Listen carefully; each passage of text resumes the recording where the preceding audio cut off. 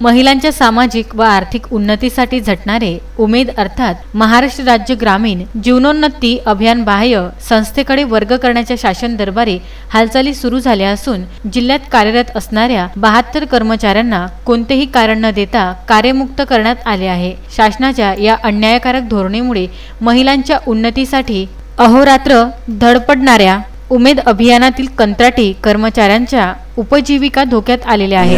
राज्यमंत्री तथा पालकमंत्री अकोला जिल्हा माननीय बच्चूभाऊ कडू यांना निवेदन देण्याकरिता आम्ही सर्व महाराष्ट्र राज्य ग्रामीण जीवनोन्नती अभियानाचे सर्व कंत्राटी कर्मचारी या ठिकाणी येऊन त्यांना आम्ही निवेदन दिलेलं आहे।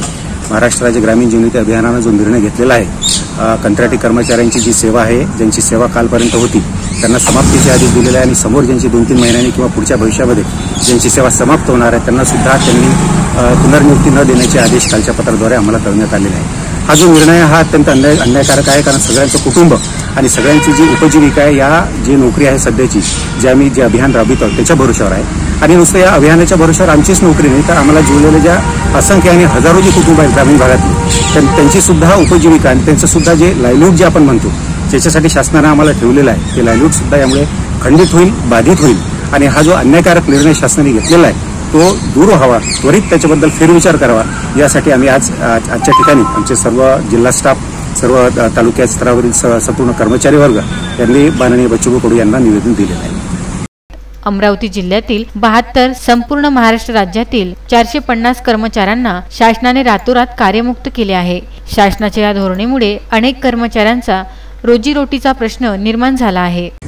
आजची जी परिस्थिती बघितली तर कोरोनाच्या काळात आम्ही कर्मचाऱ्यांनी आता कोणाकडे बघावं यासाठी आम्ही आज माननीय बच्चूभाऊ कडू यांना भेटायला आलो होतो आणि त्यांनी आम्हाला असे आश्वासन दिलेले आहे की आमचा विषय हा मंत्रालयापर्यंत पोहोचवतील आणि आम्हाला त्यांच्याकडून खूप आशा आहे, कारण आज आमचं कुटुंब पूर्ण जे या उपजीविकेवर अवलंबून होतं गेल्या 10 वर्षापासून आम्ही या अभियानात राबतो आहोत आणि आज चांगलं आम्ही काम केलेलं आहे, पीक पॉइंटला आलेलो आहोत। अशा वेळी आमच्या महिलांवरही अन्याय झालेला आहे आणि आमचा जो स्टाफ आहे फक्त अमरावती जिल्ह्यातून 72 कर्मचाऱ्यांना एका रात्रीत बेरोजगार केलेला आहे। तर ह्या संदर्भात आम्ही आज निवेदन साहेबांना दिलेलं आहे।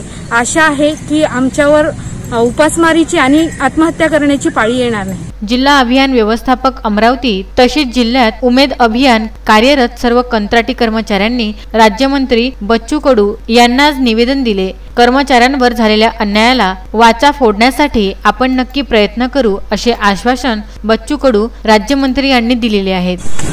आजच्या भेटीमध्ये माननीय बच्चूभाऊ कडू यांनी आश्वासन दिलं आहे की आपल्यावर जो काही अन्याय झालेला असेल किंवा जे काही याच्यामध्ये कंत्राटी कर्मचारी निलंबित किंवा तात्काळ त्यांना कार्यमुक्त करण्यात आलेला आहे तर त्याबाबत ते मंत्रालयामध्ये चर्चा करतील आणि यातून काय मार्ग निघू शकतो तर त्यासाठी ते प्रयत्न करतील।